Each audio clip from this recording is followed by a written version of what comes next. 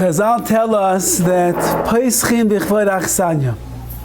When you speak somewhere, you have to speak about the place that you are speaking in. I spoke to Danny on Erev Shabbat on Friday afternoon. I just wanted to check in to see how's the event coming along. People are RSVPing. We're going to have a nice crowd. He says, Rabbi, you don't believe it. There's 50 people that are coming tonight. So he said to me, he says, you don't know how much people like to hear you speak. I said, Danny, you don't know how much people like to get a free dinner.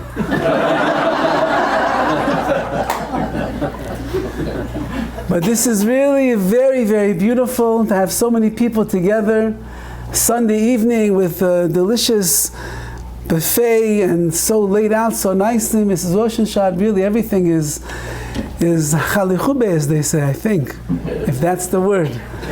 And thank you very much for inviting me. It's an honor really to be here. And Bezat Hashem, your house should always be filled with brachot, with Torah, with mitzvot, and a lot of nachat from all of your beautiful children, Bezat Hashem. I couldn't think of a better topic on the night before Lag BaOmer to speak about a chizuk in Emunah, to strengthen ourselves in Emunah, in belief, and our trust in Hashem. Because what greater day of the year is there than Lag BaOmer that teaches us what it means for a person to have real emunah, real belief in the Ribono Shel Olam, a real belief in themselves, and real belief in the Torah Kedosha that we are all trying to uphold to the best of our abilities. The Shulchan Aruch tells us that tomorrow night, Lag BaOmer, is a night of simcha. It's a night of joy. Everyone's going to go to the Hadlaka, they're going to light the big bonfires, we're going to sing, we're going to dance, even though there was no music for the last 33 days. Tomorrow night there will be music. And the day after that we will shave, we'll take haircuts, and we'll be all filled with simcha, with joy. What's the reason we're going to be so happy starting tomorrow night? The wives will be happy because their husbands are going to shave, that's for sure. But what's the reason that there's going to be extra simcha, extra joy? Because we know that during this time of the Omer, 33 days, everybody is a little bit in the process of mourning the loss of the students of Rabbi Akiva. Rabbi Akiva was the greatest sage of the generation. He had the biggest yeshiva, 24,000 students.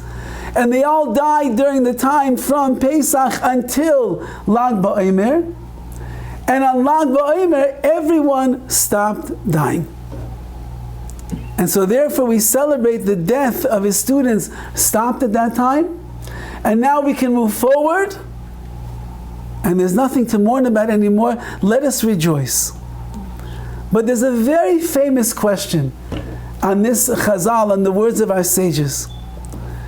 I understand if Rabbi Akiva walked into his yeshiva on the 33rd day of the Omer and he saw there's still a few thousand students left sitting and learning, and the yeshiva is still going, and there's still a lot of noise and people are learning and everything is going well. I understand, finally, Baruch Hashem, all of the students have stopped dying, but we still have a few thousand left. But on the day of the 33rd day of the Omer, Rabbi Akiva walked into his Beit Midrash, into his yeshiva, that was once bustling with thousands and thousands of young men that were learning the future of all of Klal Yisrael. And he walked into that Beit Midrash, into the yeshiva, and there was not a single soul that was still alive. It was so silent inside of that room, you could hear a pin drop. Rabbi Akiva had nothing to celebrate. If you do the math, in 33 days, 24,000 students die. That's over 800 students every single day. That means Rabbi Akiva is going to 800 levayas, 800 funerals, and 800 shiva homes, and he's giving one eulogy after another eulogy after another eulogy. He has to console every parent, every wife, every child who lost their father, their brother, their husband. He has to console everyone. And at the end of 33 days, Rabbi Akiva walks into his yeshiva and he sees his whole life dream gone. Finished. Not in 1 year, not in 2 years, not in 20 years. In 33 days, everything is over. Now, if I was Rabbi Akiva and my whole life was destroyed in less than 4.5 weeks, I think I would have gone into my bedroom, I would have put a do not disturb sign on my door, crawled in under the covers, pulled them up over my head, gone to sleep, and maybe wake up sometime in a few years. At this point in his life, Rabbi Akiva, according to some opinions, was close to 100 years old. It's the end of his life. And Rabbi Akiva sees total destruction. So what's the big simcha on Lag BaOmer?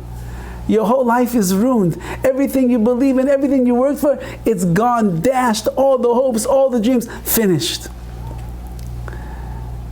Now the Gemara tells us Rabbi Akiva, though, did not go into his bed. We don't know, maybe, we don't know how long he was in his bed. But Rabbi Akiva was living in a world that was shoymem, it was desolate. All of the Torah of the 24,000 students, gone. Now remember, Rabbi Akiva is what's called a Tana.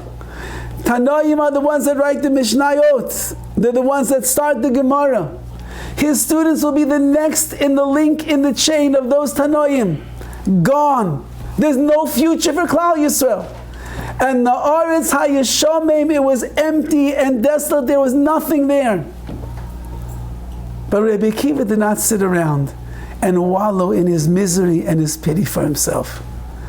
Rabbi Akiva, it says, at some point he got up, he went to Rabbi Seinu Shebedorim, to all of the great rabbis that were in the south, and he found 5 new students. He probably was not the most popular Rosh Yeshiva at that time. Would you like to come join my yeshiva? Aren't you the one who just had 24,000 students die? I think we'll go learn someplace else. But he found 5. Amongst those 5, Rabbi Meir Balanes, Rabbi Shimon Bar Yochai, whose Hilula, whose Yortzeit, is also on Lag BaOmer.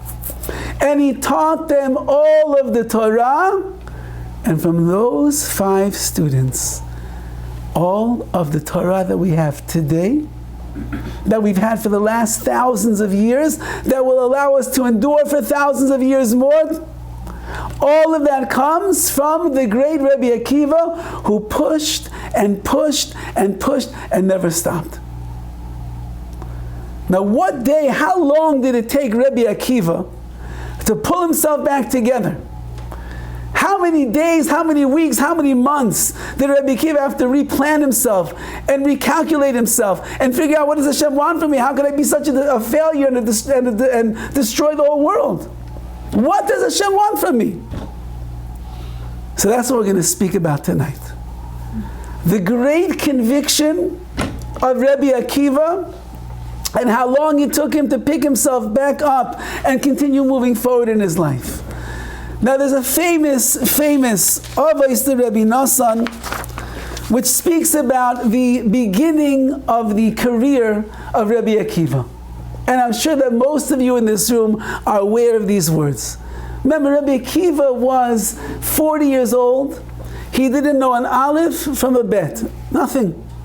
He didn't know a Mishnah, he didn't know a Gemara, he didn't know a Rashi, he didn't know anything. He was a shepherd for a very wealthy man in Yerushalayim, and the shepherd and the wealthy man's daughter Rachel saw this very special shepherd out there. She saw his beautiful midot, she saw his potential. She said, I'll marry you. Richest woman in the world, I'll marry you. On one condition, you must go and learn Torah and become a giant in Klal Yisrael. Now, Rabbi Akiva was not very fond of Torah. He was not very fond of Talmidei Chachamim. He wasn't fond of going to learn. But his wife said, you marry me, you get all the money, just go learn Torah. They get married and the father says, by the way, I disown you. I'm not looking for a shepherd boy to be my son-in-law. I want the best. This on no money at all. She said, it doesn't matter, Rabbi Akiva, you go and you learn. And he's on his way, and he's wondering, how am I, a 40-year-old man, who's taking care of sheep all day long, how am I going to go and learn and become the leader of Klal Yisrael? How am I going to do that? So we all know this story. He was once standing by a wellspring, and he saw over there a rock, and he sees water that's dripping on the rock, and he looks carefully and he sees there's a hole in the rock. And Rabbi Akiva says, a hole in the rock? From water? How does the water make a hole in the rock? And he realized it must have dripped there millions and millions and millions of times, but the water could keep dripping and dripping and dripping and bore out a hole inside of a rock. Said Rabbi Akiva the following words. He said like this, Marach psales akasha.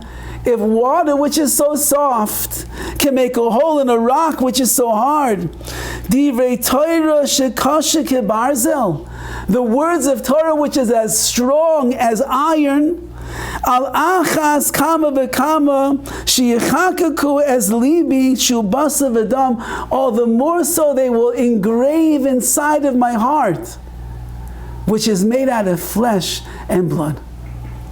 If the water can make a rock get a hole, then the Torah, which is like steel, like iron, it's so strong, certainly it will make a hole inside of my heart. And with that, Rabbi Akiva went and he began learning all of the Torah, not for 5 years, not for 10 years, 24 years of his life, until he became the leader of all of Klal Yisrael. What did Rabbi Akiva see on that day? We see some magical scientific thing that the water makes a hole in a rock. Rabbi Akiva saw the following. He saw two things in his world of Emunah. There's something called Emunah, belief in the power of the Torah itself. The Torah is what created the world. The Torah is the mind of the Ribono Shel Olam. The Torah is what runs every single vestige in this world 100%, 24 hours a day. And Rabbi Akiva saw that the Torah is so powerful, it is so strong. I'm sure that even though I know nothing, even though I live my life as a shepherd, but if my wife wants me to go and learn and become a great person, the Torah is so powerful, I can go on to become maybe the greatest person in the world. Because Rabbi Akiva had another Emunah, another belief. And that is when a person believes in themselves. Rav Tzadok HaKohen says the following words. Keshem shechayev Adam lahamin ba'Kadosh Baruch Hu, just like a person is obligated to believe in Hashem, kach chayev lahamin ba'atzmai, they are obligated to believe in themselves. Do you know why, says Rav Tzadok HaKohen? Ki nafshoy, because your nefesh, your soul, is mimikor hachayim. This is not a plug for my shul, by the way. But your nefesh, your soul, is from the makor, from the source of life, which is none other than HaKadosh Baruch Hu himself.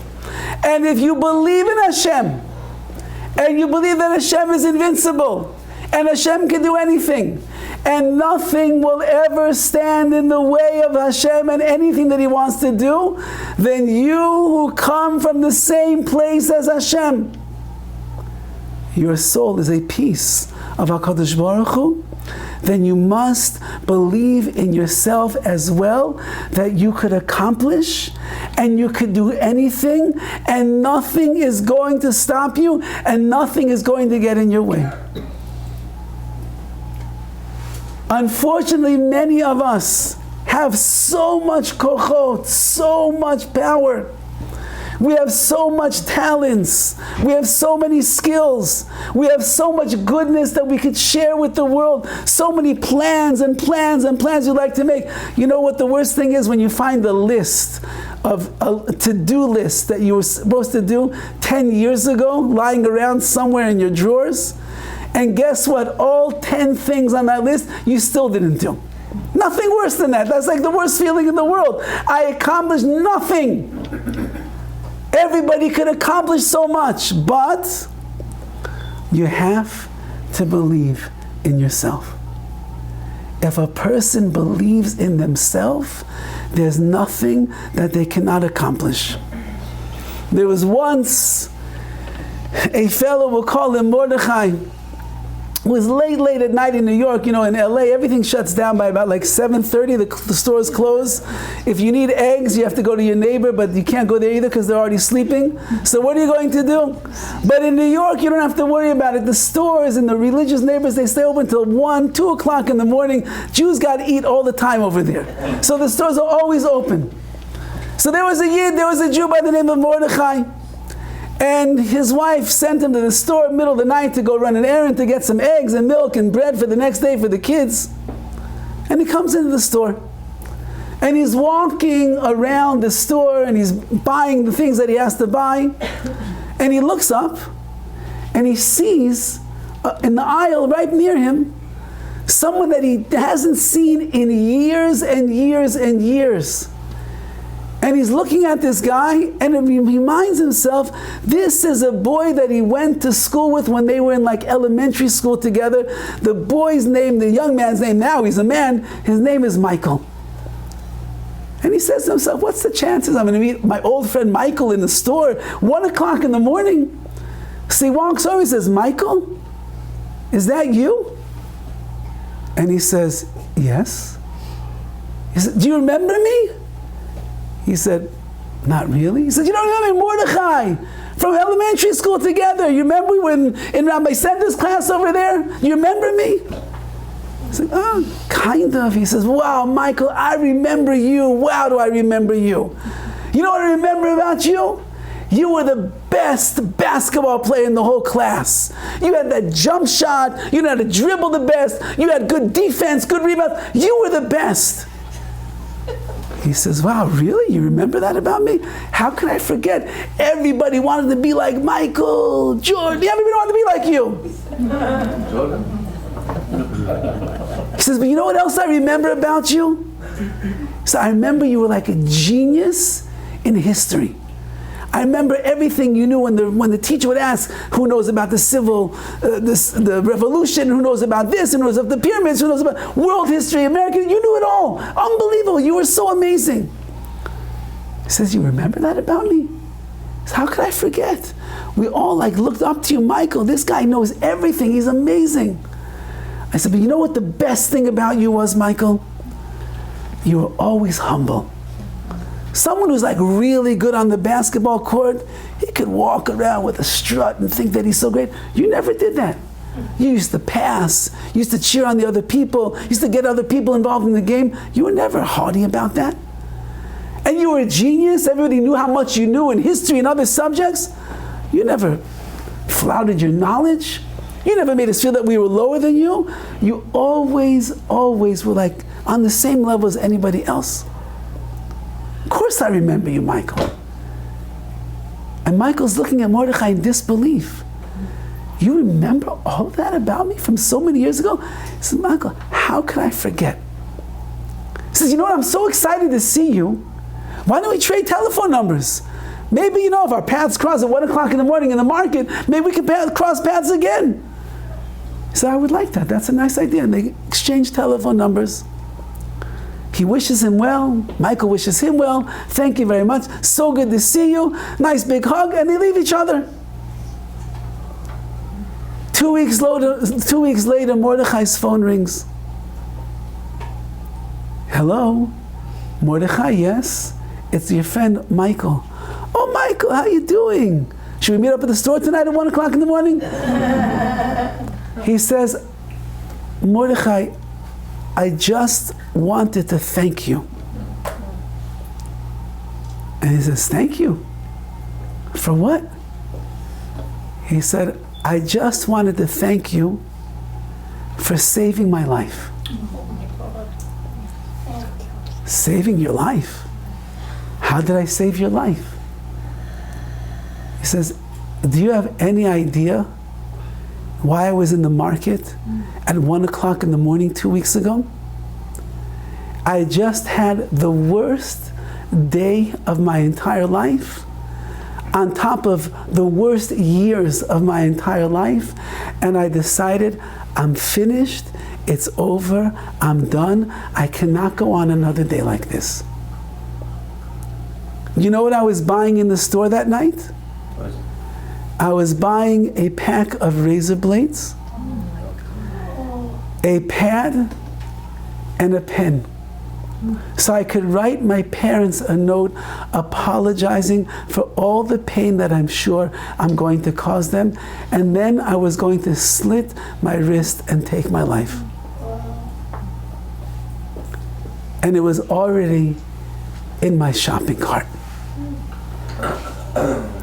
And then I see you. And you start telling me, Michael, I remember what a good basketball player you were. Michael, I remember how much you knew in history. Michael, but I remember the most, what a nice guy you were, how humble, and how you helped everybody else. Michael. And that's why I kept asking you, you remember that about me? About me? And you said yes. And we parted ways that night, and I left the shopping cart in the store, and I said, maybe I'm not such a bad guy after all. And maybe my life is actually worth living. So I just called you to tell you, thank you for saving my life. Kishem shechayev lahamin ba'Hakadosh Baruch Hu. Just like a person is obligated to believe in the Ribbono Shel Olam, kachayev lahamin ba'atzmai, you must believe in yourself. Ki nafshay mimikor achayim, because your soul, your beautiful, radiant, powerful neshama comes from the Ribbono Shel Olam, because nothing can stop it if you put your mind to it. And that's the Emunah of Rabbi Akiva. Rabbi Akiva was a man, he was a shepherd boy, he had nothing going for him. He thought he's going to become rich, he loses all of his money because his father doesn't want a man that's going to go and learn Torah, be a shepherd. And Rabbi Akiva sees that water, and he sees if water could make a hole inside of a rock, that's just water. The Torah which comes from HaKadosh Baruch Hu, which will connect my neshama to Hashem, then imagine what a difference it's going to make in me.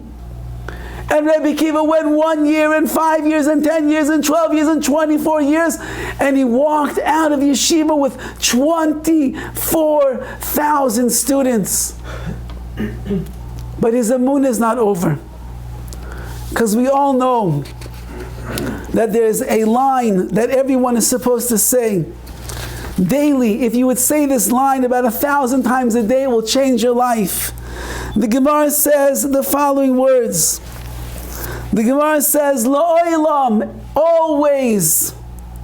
Yeh adam ragil loymar, a person should always be accustomed to saying the following statement in their life. Kol Dovid Rachmana, everything that Hashem does, L'tav Ovid, it is for the good. Do you know who said these words? The great Rabbi Akiva. Rabbi Akiva went through many, many challenges in his life. Rabbi Akiva was in the time of the destruction of the Beis HaMikdash. Rabbi Akiva was thrown away from his family. Rabbi Akiva was the one that couldn't learn anything. Rabbi Akiva was the one who lost 24,000 students. Rabbi Akiva was the one who was locked out of people's homes in the middle of the night. Nobody wanted him. And Rabbi Akiva said the following words, Kol de'avid rachmana, everything the merciful one Hashem does, L'tav Ovid, it's all good. It's all good. Like it says in the end, Kol ma she'oisa HaKadosh Baruch Hu, everything that HaKadosh Baruch Hu does, Hakol L'Tova, it's all for the good.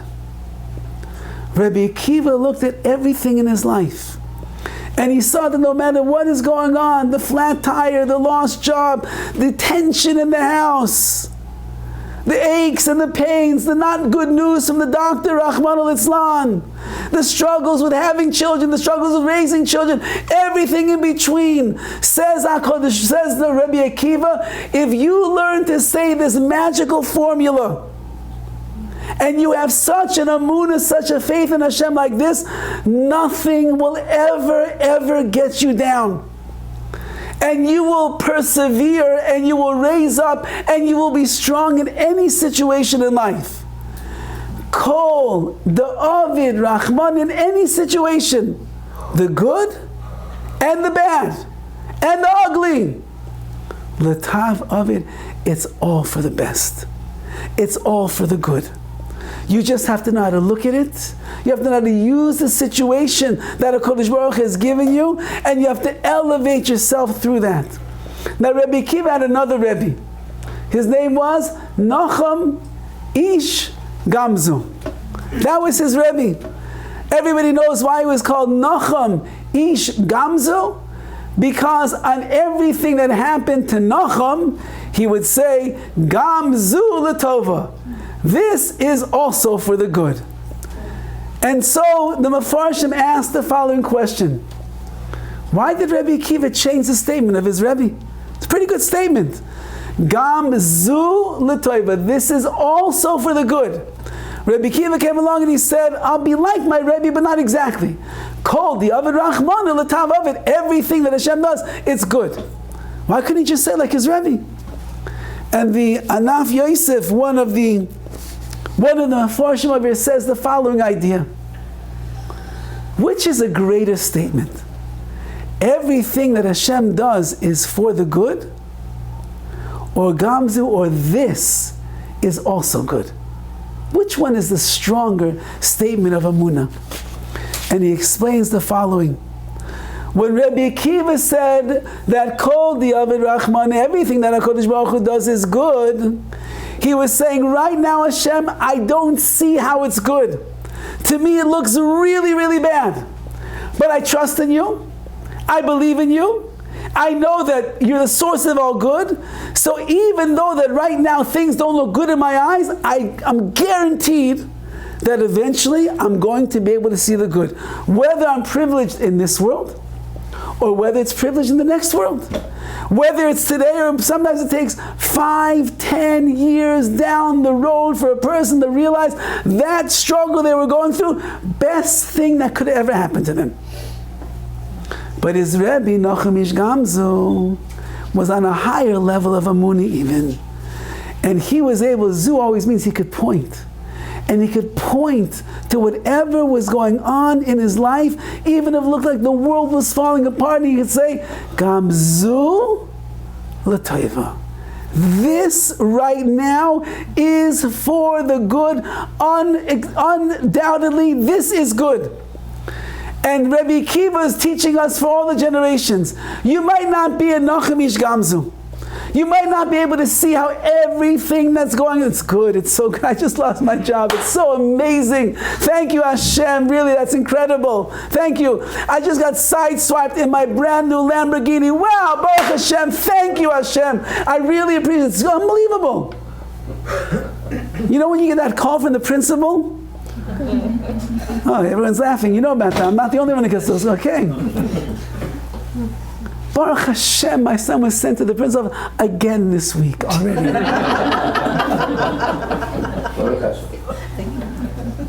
Gamzu L'Toiva. But I don't know. In this world, I just don't know. Says Rabbi Akiva, La'olim yargal atzmai loymar. A person should get themselves ready to sing all of the time. You should say it 1,000 times a day. Kol Dovid Rahmana L'tav Ovid. Everything that Hashem does, it's good, no question. He doesn't do bad. Hashem is all good. Hashem is all chesed. He's all love. He loves every single one of us. Does someone who loves you hurt you? Even when your parents would punish you and they would discipline you, does that mean they don't love you? No, that means they love you. They want you to be better.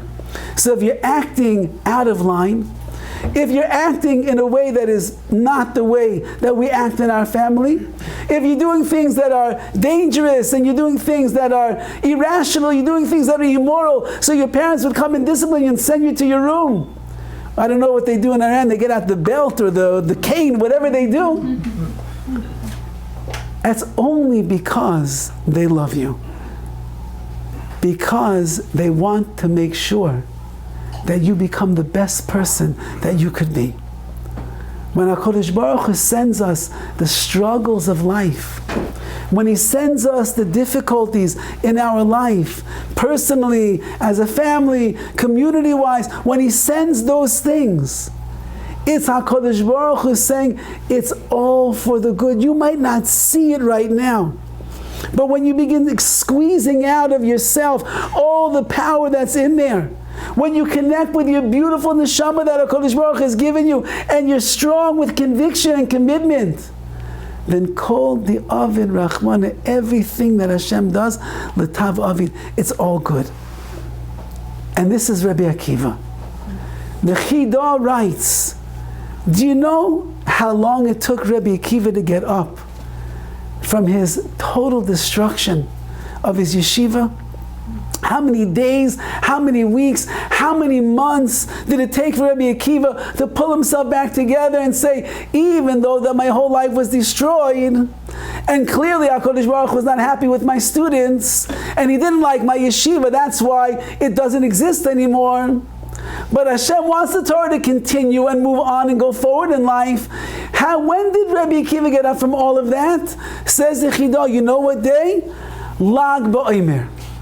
Lag BaOmer, the day that all the deaths stopped. And there's nobody alive anymore in his Beit Midrash, in his yeshiva, there's nothing there. And he should have crawled in the bed and drowned himself in his misery.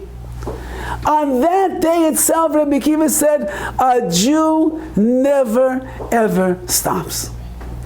A Jew never ever gives up. A Jew never loses their faith in HaKadosh Baruch Hu. No matter what needs to be done, he's always going to go and go and go and move forward in life. And so the great Rabbi Akiva, he picked himself up on Lag BaOmer, and he went and he found 5 new students, Rabbi Meir, Rabbi Shimon Bar Yochai amongst them, and he taught them all of the Torah. Says the Chidah, you know what the Simcha of Lag BaOmer is? It's true that all the students died and there was nobody left. The Simcha is Rabbi Akiva's Emunah. The Simcha is that a Jew who ends up going through the worst things in this world still keeps marching forward and moving forward in his life, and he doesn't give up his hope and his dreams for 1 single minute. And tomorrow night, for those that will be by any bonfire, for those that will be dancing around, for those that will be singing the songs of Rabbi Shimon Bar Yochai, don't forget what the real Simcha is. It's not whatever food and drinks they are serving. It's not how amazing the music might be. That's nice, that just enhances the Simcha, but the real Simcha is, we are the offspring of Rabbi Akiva. And Rabbi Akiva taught us that if you have Emunah in the power of the Torah, and you have Emunah in the power of yourself, and you have Emunah in HaKadosh Baruch Hu, you believe in Hashem, then nothing in your life ever is impossible. You can always pick yourself back up from the ashes of disappointment, of frustration, of destruction, and you can rebuild yourself. You could rebuild a family. You could rebuild the world if you want to. I want to leave you off with one last story. There was a great tzaddik who passed away already almost 100 years ago. His name was the Horowitz. And the Horowitz, towards the end of his life, was very sick and very weak. And he was no longer leaving his home. He was no longer going to the yeshiva. He was no longer really teaching. And they were trying to preserve his strength as much as was possible. They wanted the Chavetz Chaim to remain in the world as long as was possible, because when you have a tzaddik like that in the world, the whole world benefits. It's a better place. It was already after World War I, and the sparks of World War II were in the air already, and they wanted the protection of the Chavetz Chaim, so they did everything they possibly could to protect his health. And so he stayed in his small, little, tiny house. And all day long he would be there either sleeping, or learning a little bit, or praying a little bit. And they didn't really let people in to bother him. They wanted to make sure that he stayed calm, relaxed, healthy, without any pressures from anybody else. And every day there were two boys from the yeshiva, that were in charge of guarding the Chavetz Chaim with their lives. They were to stand by the door. If anybody would knock, they would say, sorry, the Chavetz Chaim is not seeing anybody right now, he's resting. And almost nobody could ever get into that room unless it was a family member, it was somebody that was prominent, but nobody really got in there. One day the two boys that are watching the Chavetz Chaim, hear a knock at the door. And they open the door and they see a husband and a wife, and the wife is holding some kind of a package in her arms. And she's quite hysterical. She says, I must see the Chavetz Chaim now.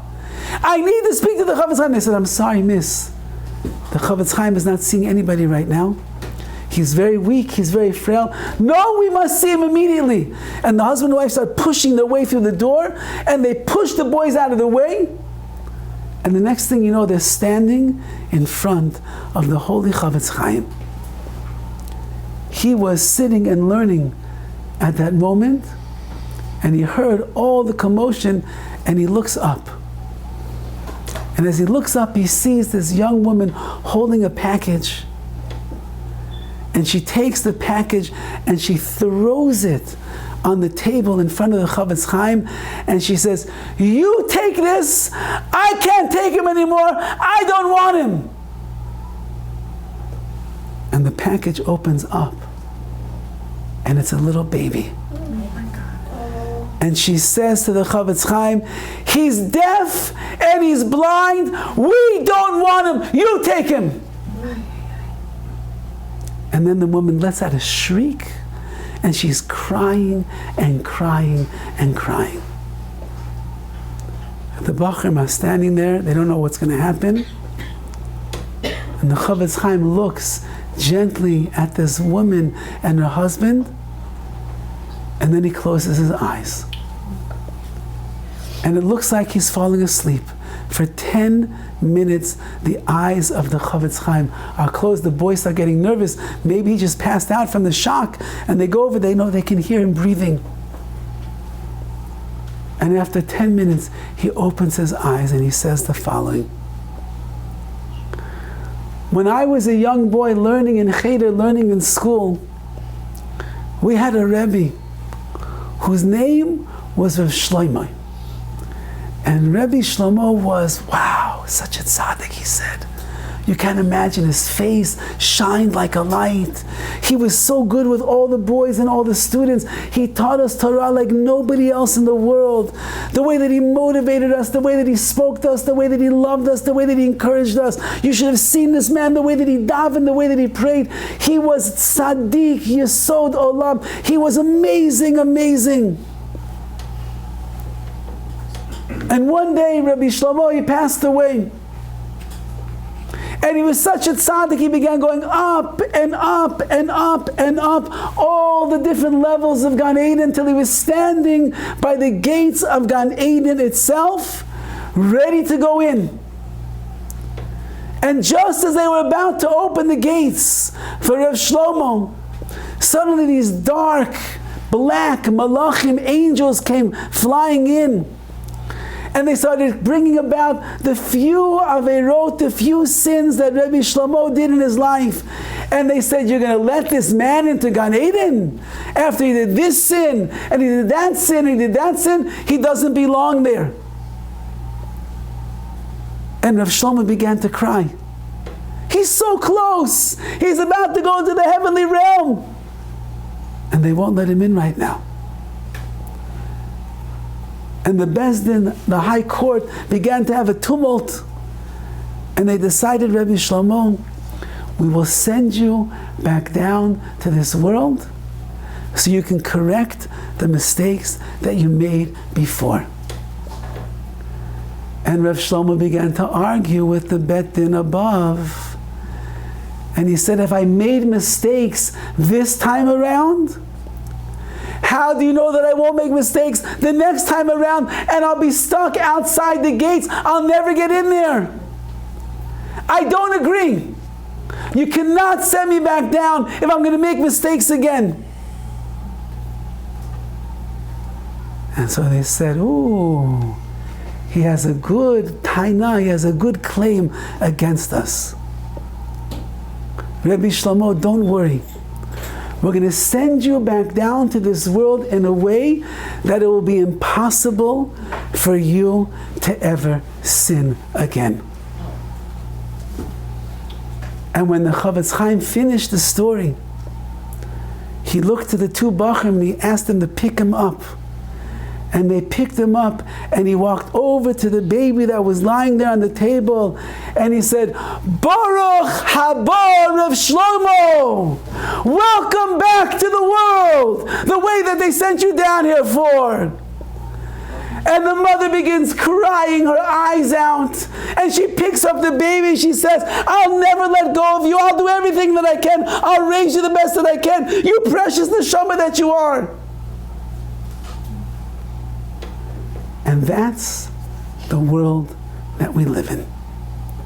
We don't understand why things happen the way that they do. We don't know what's going on in our life from one minute to the next. Things that we thought were working out so well, boom, they don't work out. Jobs that we thought were going to make us millions and millions and millions of dollars, they only put us into millions of dollars of debt. Marriages stressful, children stressful, health stressful, everything. HaKadosh Baruch Hu knows exactly what He is doing. And when you learn how to say the words, Kol, Dovid, Rachmana, Letav Ovid, everything that Hashem does, it's all good. Trust me, says HaKadosh Baruch Hu. I'm not here to punish you. I'm here to make your life miserable. I'm here to give you goodness because everything that I do is good. Then you will know the secret of Rabbi Akiva. And tomorrow night, Bezrat Hashem, when Lag BaOmer will come in, and everyone's getting so excited, all the bonfires, all the music, all the dancing, you'll sit back and you'll know why you're really happy. Because you have the Emunah of Torah, you have the Emunah in yourself. Don't stop believing in yourself. And you have the Emunah, the belief in HaKadosh Baruch Hu. And if a person has those levels of Emunah, nothing at all in their life or in this world can ever, chas v'chalila, stand in their way. I'm sure that there is everybody in this room needs and wants something. I'm sure of that. Some of you want better health. Some of you want better parnasah. Some of you want better shalom bayit. Some of you would like to have children. Some of you would like to raise children. Some of you would like the whatever fights you had with Mama June and Baba June and this one and that one. You'd like them to disappear. I'm sure of that. Whatever you need in your life, if you have the Emunah to say, Kol the Ovid Rachmana Letav Ovid, you will see it's going to work out for the best. May HaKadosh Baruch Hu help us to be strong in our Emunah.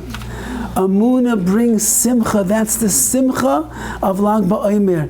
The Emunah of Rabbi Akiva is our Emunah that we learn from, and that brings us to the greatest Simcha. May we be Zoiche B'ezrat Hashem, that just as Rabbi Akiva continued going on in his life, and he never gave up for a moment, Don't ever give up on anything in your life, on any person in your life, because with your emunah, you'll never know what you can accomplish, because everything is truly for the good. Bezrat Hashem.